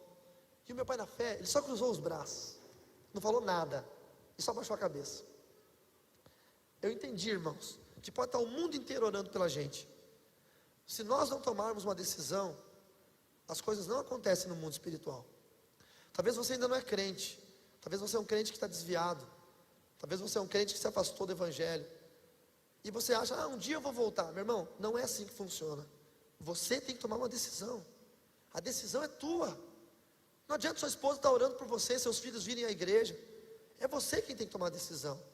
Eu entendi que eu tinha que tomar a decisão. Aí eu pedi para o meu mestre: olha, eu não vou poder ir, eu vou outra hora, eu preciso resolver uma coisa. E quando eu falei isso, a variante verde do Nelson parou na frente, e ele todo espavatado. É aquele que eu falei para os meus alunos que o irmão dele endemoniava e tomava pinga e comia o copo. Aí falou com a variante, chegou na porta da livraria e falou: cadê o endemoniado? Cadê o endemoniado? Cadê o satanista? E o Dile falou: é ele ali, ó. Então vamos lá para trás, vamos lá. E eu falei para ele: olha, a última vez que oraram comigo eu vomitei. Não, fica tranquilo, não vai acontecer nada. Você não vai passar por um processo de libertação agora. Eu só vou orar para você entregar sua vida a Jesus. Você quer? Eu falei: é o que eu preciso. Então senta nessa cadeira. E eu sentei na cadeira. E ele falou: repete comigo: Senhor Jesus. E eu falei: Senhor Jesus. Eu quebro todas as consagrações. Eu falei: todas as consagrações. Todos os pactos. Eu falei: todos os pactos. Eu falei: eu quebro todas as maldições. Eu respondi: todas as maldições. Ele disse: vem habitar no meu coração. Eu convidei Jesus: vem habitar no meu coração. Escreve meu nome no livro da vida. Eu falei: escreva meu nome no livro da vida. E ele falou: diga: eu te aceito como Senhor e Salvador da minha vida. E eu falei: Senhor Jesus, eu te aceito como Senhor e Salvador da minha vida. E ele falou: convide o Espírito Santo para morar em você. E eu falei: Espírito Santo, vem morar em mim. E naquele dia ele disse: a partir de agora, você pode morrer, meu irmão, porque você está salvo. E eu entreguei minha vida ao Senhor Jesus, como Salvador da minha vida. E o Espírito Santo nunca mais saiu. Glórias sejam dadas a Deus. Passou ali, aquele tempo eu passei por um processo de libertação e fui logo estudar teologia. Mas a minha mãe estava possessa por demônios e com câncer. E eu comecei a orar pela minha mãe. A minha mãe entrou num estado de câncer tão avançado que ela foi para o coma. A minha avó ligou para mim e disse: olha, se você quer ver sua mãe viva ainda, venha para cá, porque ela vai morrer. O médico era primo nosso, e o médico disse que a minha mãe não sairia mais do hospital. A minha mãe respeitava tanto a morte, que quando ela descobriu o câncer, ela não fez tratamento. Ela esperou a morte chegar. E aí eu fui para a cidade onde a minha mãe estava, e comecei a ficar no hospital, cuidando da minha mãe das 10 da manhã às 2 da tarde. No dia 1º de março, Deus falou ao meu coração, e Deus disse: amanhã eu vou recolher a sua mãe, então você vai ter uma chance de falar do meu amor para ela. A minha mãe estava com câncer no cérebro. A causa morte dela foi metástase cerebral. O câncer espremeu o cérebro dela. Era impossível ela ter lucidez, impossível. Mas eu fui para o hospital, fiquei às 10 da manhã orando. Quando deu meio-dia e pouco, a minha mãe recobrou a lucidez. E ela falou: filho, quando ela falou, foi uma alegria, porque ela já não conhecia mais ninguém. E eu falei para ela sobre o plano de salvação. Eu falei para ela que eu tinha aceitado a Jesus. Ela disse: eu também aceitei a Jesus. Eu falei: não, você não aceitou não, a senhora precisa renunciar. E ela começou a chorar. Ela disse: eu fui uma péssima mãe, né? Eu falei: nada, foi uma boa mãe. Mas eu não podia falar para ela que eu tinha sido uma péssima mãe, né? Eu falei: só que a senhora precisa encontrar Jesus agora. E ela falou: você pode me ajudar? Como é que eu faço? E eu comecei a falar para ela as mesmas coisas que o Nelson tinha me ensinado. E ela foi repetindo, quebrando pactos, cancelando maldições. Aceitou Jesus como Salvador da sua vida, pediu para escrever o nome dela no livro da vida, convidou o Espírito Santo para morar e voltou para o coma. E eu voltei para casa da minha avó. Às 10h30 da noite ligaram para a gente dizendo que ela estava morrendo. Nós corremos para o hospital. Eu entrei primeiro. Quando eu entrei no quarto, o quadro era terrível. Ela já estava com 42 graus de febre, os olhos dela estavam saltados para fora, amarelados. Aquela maquininha estava com uma pulsação muito rápida, a respiração dela estava muito ofegante. E eu entrei e senti a mesma sensação que eu senti quando eu encontrei o anjo. Aquele amor estranho, que não tem como explicar. Então eu sabia que tinha um anjo ali. E eu corri, abracei minha mãe, toda entubada, toda cheia de fios e monitores. E eu peguei, abracei ela assim e pensei em chorar desesperadamente. Mas aí eu me lembrei que eu tinha orado com ela de tarde. Então eu falei, eu só lembrei de falar uma coisa. Eu falei: mãe, vai, eu sei que a senhora está me esperando, pode ir, porque eu estou sentindo a presença dele aqui, ele está aqui, então a senhora pode ir. E eu botei meu ouvido esquerdo no peito da minha mãe, e eu consegui escutar o coração dela, estava muito acelerado. E eu via o monitor pelo ouvido direito. E quando eu falei isso, ela suspirou de uma forma tão forte, como se ela tivesse soltado todo o ar do pulmão dela, e ela murchou. E o monitor fez tu, e minha mãe partiu. E foi uma sensação terrível, porque eu tinha acabado de perder minha mãe morreu nos meus braços, mas tinha ganhado a minha primeira alma para o Senhor Jesus. Eu sei que perder a mãe é um troço terrível, irmãos, mas a alegria de salvar uma alma, principalmente daquela que te gerou, foi algo tremendo. E eu louvo ao Senhor Jesus por minha mãe ter sido a primeira alma que eu ganhei para o reino dos céus. Louvado seja o nome do Senhor, louvado seja o nome do Senhor, louvado seja o nome do Senhor. Tem muitos crentes que pararam de orar pela mãe.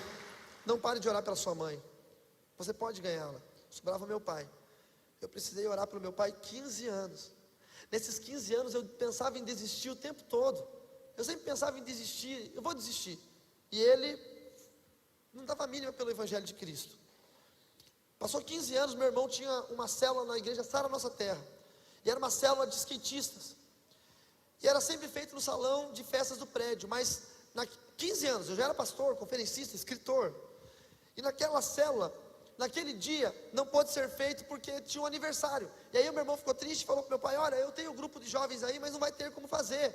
Então, eu estou triste. E meu pai falou para ele: olha, você não quer fazer na sala de casa? No apartamento? Nunca meu pai convidou alguém, um crente para ir lá. Quando eu me converti, meu pai me mandou embora de casa. E aí eu estava no Mato Grosso pregando, e o meu irmão me ligou e falou: rapaz, vem para cá, onde é que você está? Eu estou no Mato Grosso, vem para cá, porque o pai deixou amanhã fazer célula lá em casa, e eu sei que ele vai se converter, vem, é a tua oração. E eu peguei um voo de Campo Grande, no Mato Grosso do Sul, para Cascavel, saí 6 horas da manhã, para chegar 8 horas da manhã. A minha esposa saiu de casa e foi me esperar no aeroporto. Mas o diabo é tão sujo, que deu um nevoeiro em Cascavel, uma neblina, e o avião não pôde pousar. E o avião, em vez de ir para Foz, que é pertinho, foi para Curitiba, 600 quilômetros de distância. Eu cheguei no aeroporto, era a empresa Trip na época, cheguei no guichê da empresa e falei: olha, eu quero embarcar no próximo voo para Cascavel. E a moça falou: o próximo voo está saindo agora, eles estão ainda recebendo os passageiros lá, não tem vaga, mas o senhor fique tranquilo, nós vamos colocar o senhor no hotel, o senhor vai amanhã às 8 horas. Eu falei: não, moça, eu preciso ir agora, eu tenho algo para fazer hoje. E ela disse: eu sinto muito, não tem outro voo. Se eu botar o senhor em outra empresa, você vai chegar 10 horas da noite, em Foz do Iguaçu. Não tem como. Aí eu, com a minha intrepidez, olhei para ela e falei: olha, moça, você não sabe quem sou eu.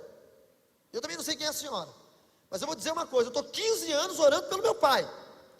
E o meu pai vai fazer um culto na casa dele hoje. Eu não vou perder esse culto. Eu vou para lá, nem que eu tenha que pilotar esse avião. Mas eu vou estar lá. A mulher fez assim para mim, ó. E saiu. E naquela época não tinha essas coisas assim, esses vidrinhos, era tudo notebook, uns notebookão grandão assim. E aí eu peguei o notebook, abri, fiquei escutando uma música num vídeo evangélico. De repente aquela garota veio correndo, com os tamancos na mão. Veio correndo: irmão, irmão, irmão. Eu estava me chamando de irmão já. Falei: que foi? Olha, rapaz, não sei o que tem você não, hein, mas um passageiro não embarcou. Ele fez o check-in e não embarcou. Tem uma vaga, você quer ir nesse voo?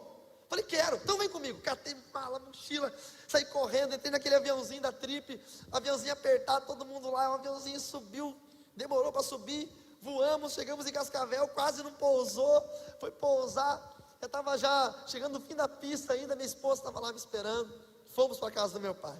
Agora, olha a noite como é que foi. Vocês têm mais um minutinho para me ouvir? Escute isso. A célula era de skatista. Toda a maconheirada do bairro estava lá. Só tinha maconheiro. Terrível. O meu pai é aqueles bugrão. Estava bem assim, ó. Estou gostando de nada. O pastor dos jovens é um pastor todo louco, entendeu? E eu peguei o violão e fiquei adorando a Deus. Estava eu, meu pai aqui, o pastor aqui e toda uma maconheirada lá. Não é vocês não, tá, irmãos? Por favor. Aí, o pastor de jovens, sabe se eu posso falar o nome dele? Eu vou, né? Não vou falar sobre o nome. Tá, não vou falar o nome.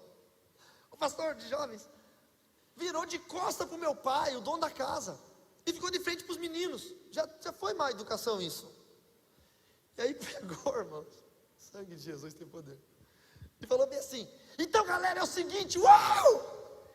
Jesus é muito brother! Jesus é louco, louco. Quando eu estava no mundo eu cheirava. Ó, meu nariz saía sangue de tanto eu cheirar. Agora eu cheiro a Bíblia. Eu cheiro a Bíblia.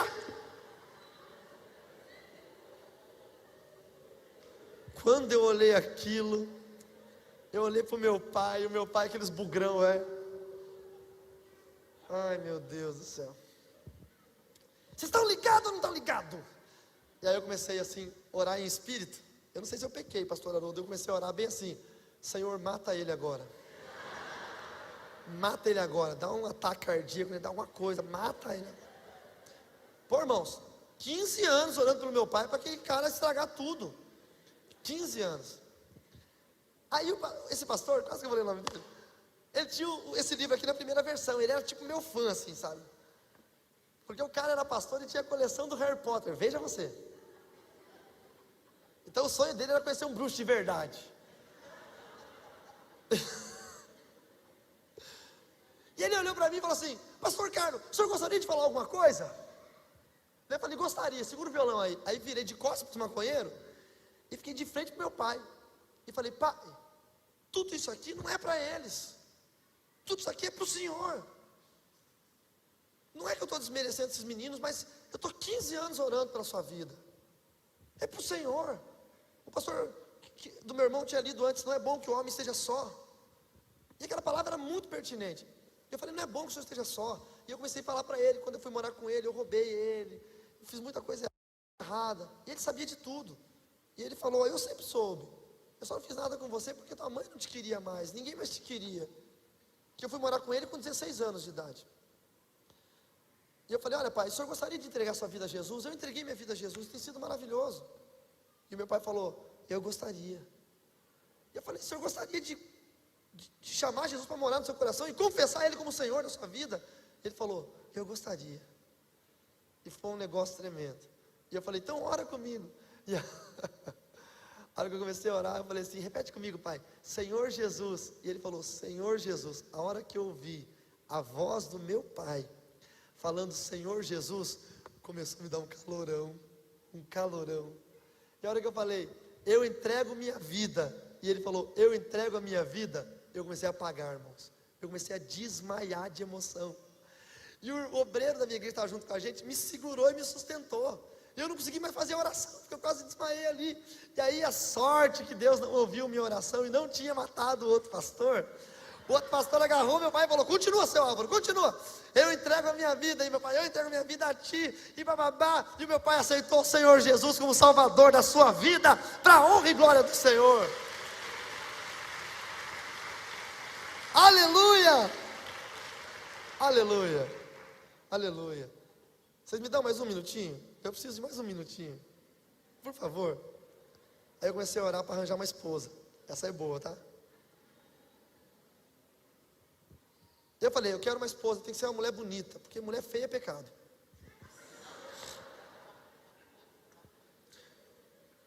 Calma lá, não peca, não me critica. O que é bonito para mim é feio para outro. O que é feio para mim é bonito para outro, não é isso? Então se você casar com uma mulher que é feia para você, você vai ficar olhando para as outras que são bonitas, não é isso? Então casar com mulher feia é pecado, agora entenderam? E eu queria uma mulher bonita. Aí um dia eu fui numa igreja e estava a Francine ali. Vem cá, Fran e Mateus, por favor. Deixa eu mostrar minha esposa e meu filho para vocês. O que eu vou falar para vocês, vocês não vão acreditar mesmo, eu tenho que mostrar ela. Se esse cara olha para esse cara feio, careca, e fala: não, a mulher dele deve ser feia pra caramba, ele está falando que é bonita para agradar. Se vocês aplaudirem quando ela subir, vai ficar de mal, hein? Porque ninguém me aplaudiu quando eu subi. Aí minha mulher sobe, todo mundo... Vem cá, vida. Essa é a minha bênção e o meu benção.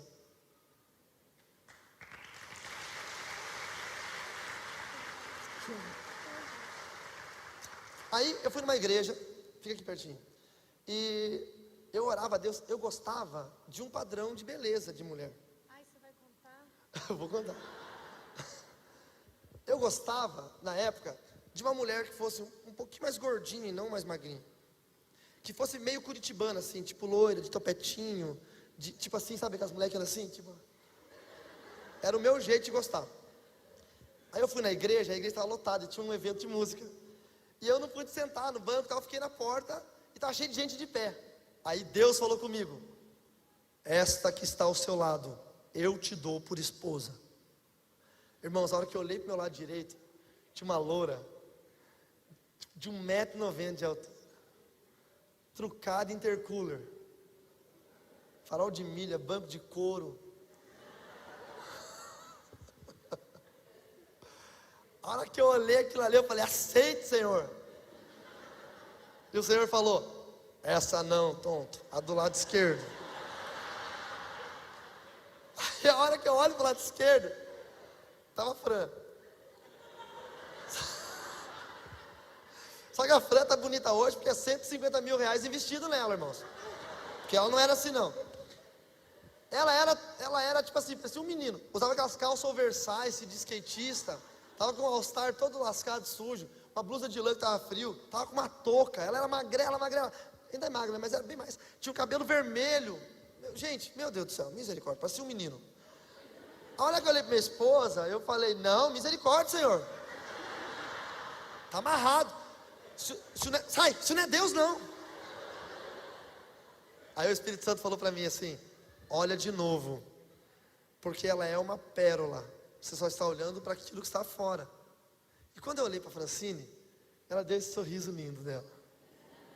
Ela abriu esses olhões castanhos, e eu mergulhei nesse par de olhos castanhos, e eu não saí nunca mais lá de dentro. E já são 15 anos. 15 anos. Pastor Haroldo se amarra, né? Pastor de família gosta dessas histórias. Aí nós conversamos depois do culto, e eu tinha uma banda de rock, só que eu tocava guitarra. E ela falou: você dá aula de canto? Dou, claro que eu dou. Sabia cantar nada, não sabia nem bater palma em festa de aniversário. Falei: quanto você cobra? Eu cobro nada. E no outro dia ela foi para fazer aula de canto, e nunca dei aula de canto para ela na minha vida, porque eu chavequei tanto essa mulher, irmãos, mas tanto, porque eu tinha uma maldição, eu só namorava mulher feia. Então a primeira bonita que me olhou, eu falei: opa. E aí então nos gostamos e pedimos para os nossos pastores. Ela era da mesma denominação que eu, mas de um bairro e eu de outro. Conversamos com o meu pastor, para ele dar beijo para nós namorarmos. Conversamos com o pastor dela, oramos um mês, sem nem dar beijo, irmão. Naquela época o negócio era sério. Aí depois de um mês, no dia 25 de maio de 1999, esse é o nosso casamento, dia 24, você não sabe? Dia 25 nós começamos a namorar. Sai fora. Vocês esqueceram que o cara da cabeça matemática sou eu, né? Dia 25 de maio de 1999, eu cheguei para ela e falei assim: você quer namorar comigo? Ela disse: quero. Nós começamos a namorar, e Deus nos honrou. Casamos debaixo da graça, da presença. Quem foi nos casar foi o meu pastor que me ganhou para Jesus, o Nelson, pastor Nelson Martins. Nos casou.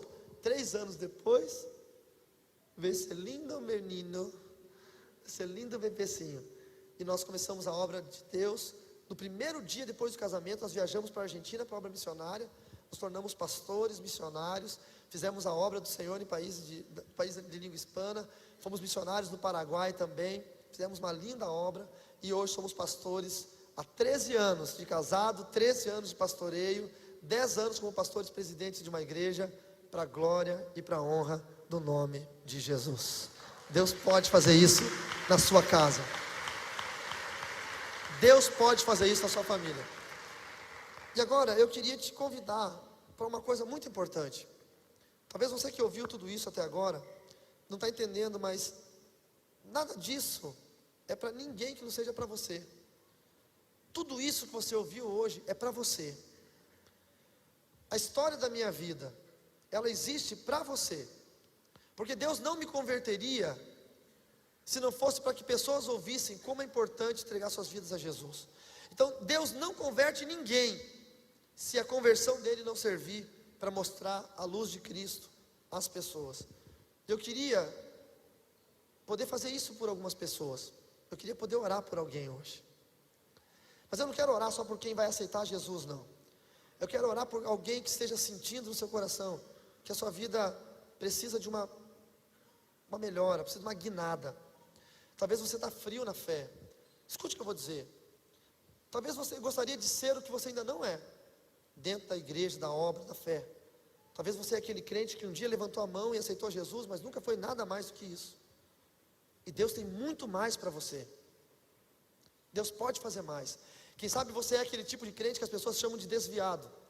Ou quem sabe você é aquele tipo de crente que as pessoas chamam de não praticante.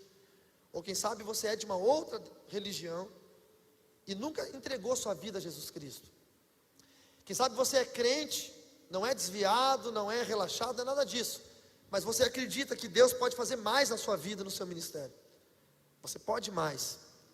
Eu queria convidar essas pessoas que viessem aqui à frente para que nós possamos orar.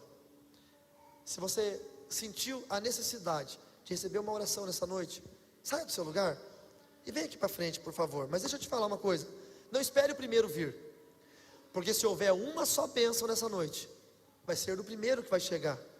Então, seja você o primeiro. Venha aqui para frente agora, que eu vou te abençoar com uma oração. Eu quero que você tenha uma vida plena na presença do Senhor. Eu quero que você saiba que Deus pode fazer infinitamente mais na sua vida. Eu quero que tu e tua casa sirvam ao Senhor. Eu quero que sua mãe se converta. Eu quero que seu pai se converta. Eu quero que seus irmãos se convertam. Venham mais para cá, queridos, por favor, dê espaço. Nós ganhamos nossa família toda para Jesus. Nossos irmãos. Francine ganhou o pai e a mãe para Jesus. As irmãs. Francine foi o exemplo na casa dela. Ela foi a primeira evangélica e ganhou toda a família. Eu fui o primeiro evangélico, ganhei toda a minha família. Ganhei minha avó satanista, foi na minha igreja e aceitou Jesus na minha igreja. O Peter foi pregar na minha igreja. Vem mais para cá, irmãos. Apertem aqui, por favor, queridos. Venham. Toque no irmão da sua frente carinhosamente e diz: vai mais para lá, irmão, faz favor. Venham, saiam do corredor, venham para cá, bem pertinho. Aqui, meus lindos. Colhem aqui. O Peter foi pregar na minha igreja. Foi algo tão fantástico, não foi, Fran? O cara que pregou a palavra para mim quando eu era satanista. Eu vi ele pregando a palavra de Deus na minha igreja, que agora eu era pastor. Ele chorava falando. Ele dizia: gente, vocês são ovelhas desse homem. Esse homem é uma referência para milhões de pessoas no mundo hoje. Mas eu conheci ele cheio de demônios. E foi tremendo o que Deus pôde fazer. Meu pai na fé, quando eu vou para Cascavel, eu visito ele. Ele fala para todo mundo: sabe aquele cara? Aquele cara, eu falei do amor de Jesus para ele. Meu sogro foi na Igreja Universal e falou para o pastor da Igreja Universal: meu genro é pastor. Aí o pastor da Universal falou: que legal, qual é o nome dele? Carlos Ribas. E o pastor da Universal falou: mas não é o cara desse livro aqui não, né? Puxou o livro da gaveta. Esse aí é o meu genro. Os caras da Universal estão lendo meus livros, pastor. Deus pode fazer algo na nossa vida. Deus pode mudar a natureza das coisas. Deus pode trazer salvação no nosso lar. Aquele que não era nada pode se tornar alguém. A Bíblia fala: digo fraco, eu sou forte. Digo que não é ninguém, eu sou uma grande nação. Talvez a sua vida esteja toda arrebentada. Mas quem sabe, se você entregar a sua vida a Jesus hoje, o Senhor não vai entrar com providência e vai transformar a sua casa inteira. Deus pode entrar no coração dos seus parentes. Deus pode mudar a sua história. Eu gostaria de saber de nós que estamos aqui. Alguém aqui gostaria de falar: Senhor, eu entrego minha vida a Ti. Eu entrego minha vida, eu quero que o Senhor seja o meu Salvador pessoal. Alguém aqui gostaria de fazer isso? Levante sua mão para eu ver. Alguém aqui? Amém. Mais alguém? Olha lá, amém, glória a Deus. Mais alguém? Amém. Mais alguém? Gostaria de fazer isso? Amém. Amém. Glória a Deus. Sabe, você falar: Senhor, eu quero entregar minha vida ao Senhor. Eu quero te servir. Eu quero que Jesus entre na minha casa e faça uma mudança. Eu quero que Jesus entre na minha vida. Eu quero dizer basta para toda mentira. Eu quero dizer basta para todo engano. As pessoas olhavam para mim e diziam: esse cara não vai dar em nada. Falava para minha esposa: você vai namorar com esse cara? Esse cara não vai dar em nada, ele não vai ser ninguém. O pastor dela não, mas os anciãos da igreja chamaram ela quando ela foi namorar comigo e falaram: sai dessa, não vai dar em nada, você está entrando numa furada. E a minha esposa não me conheceu quando eu já tinha uma boa posição social, já era conhecido, já viajava o mundo, não. Minha esposa me conheceu quando não era nada, quando eu não era ninguém. Mas ela acreditou na promessa. Muitas pessoas olham para você e dizem: você não vai dar em nada. Mas quando eu olho para você, eu acredito na promessa. Mas alguém quer entregar sua vida a Jesus? Levante a mão para eu ver. Eu vou orar com vocês. Aleluia. Senhor Jesus, eu te apresento eles. Eu te apresento aquele menininho ali que está com a mão levantada. Eu te apresento todos eles que levantaram as mãos. Eu te peço, Senhor, todo o mal do passado seja apagado agora. Toda a legalidade espiritual seja destituída agora. Eu te peço, Senhor, todas as artimanhas malignas, tudo aquilo que o inimigo colocou, seja tirado agora. Senhor, todos os vícios, seja tirado. E meu Deus, eu peço que o seu amor esteja sobre eles agora. A tua benevolência, a plenitude do teu Espírito. Senhor, eu te peço, aqueles que estão entregando suas vidas agora, nesta noite, receba-os, Pai, na glória. Escreva o nome deles no livro da vida. Tire, Senhor Deus, toda a carga de pecado, que o teu sangue carmesim, vertido na cruz do Calvário, tão atual para nós hoje, possa estar sendo vertido agora sobre eles. E a tua palavra diz que agora não há mais condenação para os que estão em Cristo Jesus. Senhor, salva a vida deles. Salve, Senhor, a vida deles, e não só deles, mas deles e da casa deles, da família deles, porque a tua palavra nos diz que nós e nossa casa serviríamos ao Senhor. Então entra agora na casa deles, Pai, na família deles. Aquele teu filho que está longe do Senhor, desviado, enfraquecido, fortalece, traga novo ânimo, traga fortalecimento para o louvor da sua glória, em nome de Jesus. Eu quero pedir um favorzinho para vocês. Jesus se expôs por nós na cruz. Aqueles quadros tem Jesus na cruz com uma fraldinha assim, é mentira. Jesus ficou nu na cruz. A exposição foi terrível. Eu gostaria de pedir que vocês pudessem retribuir isso de uma maneira bem simples. Esses que levantaram as mãos dizendo que queriam entregar suas vidas a Jesus, e mais alguns de vocês que porventura sintam que estavam longe do Senhor e querem voltar para Cristo, eu queria convidar vocês a subirem aqui no altar, porque eu preciso que vocês façam oração junto comigo. E vai ser difícil eu fazer com vocês aí. Então agora é a hora, tá bom? Você que levantou a mão, vem para cá, por favor. Os crentes que estão do lado deles, ajudem eles a virem. Vem vindo. Podem subir. Os irmãos vão ajudar. Venham. Subam aqui, por favor.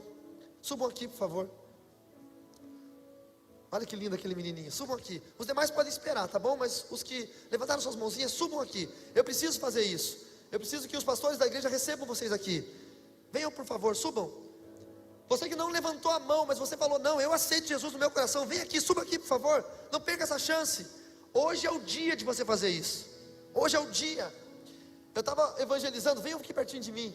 Isso. Eu estava evangelizando logo quando eu era novo convertido, uma prostituta. O nome dela Teia. E essa prostituta, eu falei para ela: vamos no culto hoje à noite. E ela falou: não vou. Eu falei: vamos, Teia, de repente seja a tua última chance. E ela falou: não vou. Eu fui para o culto. Quando eu voltei, o pessoal do hotel disse: você está sabendo da Teia? Eu falei: não. Ela foi assassinada. Ela morreu? Ela foi fazer um programa e o cara matou ela. E eu fui no necrotério para reconhecer o corpo dela. E eu vi ela deitada naquela mesa metálica. E eu falei: poxa, Teia, se você tivesse ido no culto hoje, você estava viva. A gente não sabe o nosso amanhã. Talvez hoje seja o dia de você livrar a sua vida. O dia de você dizer: Jesus, vem, eu preciso andar contigo. Talvez você que é crente precise hoje tomar um passo de seriedade. Você precisa se expor um pouquinho e subir aqui em cima. Mas você vai dizer: eu quero andar em aliança, em seriedade com Deus. Eu não quero viver pecado, eu quero viver santidade. Se você quer fazer isso, corre agora, porque eu vou orar agora, tá bom? Vem já para cá. Parabéns, que legal.